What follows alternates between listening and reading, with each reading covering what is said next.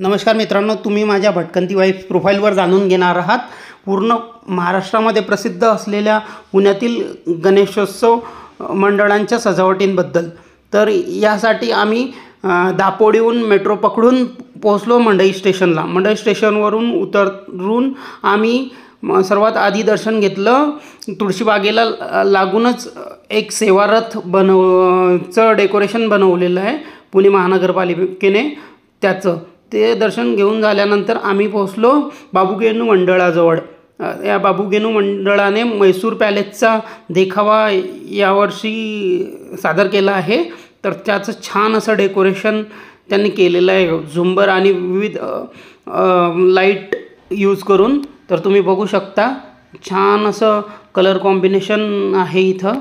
तर तुम्ही पण नक्की विजिट करा। सुदैवाने आम्ही जेव्हा गेलो तेव्हा गर्दी कमी होती। धन्यवाद मित्रांनो।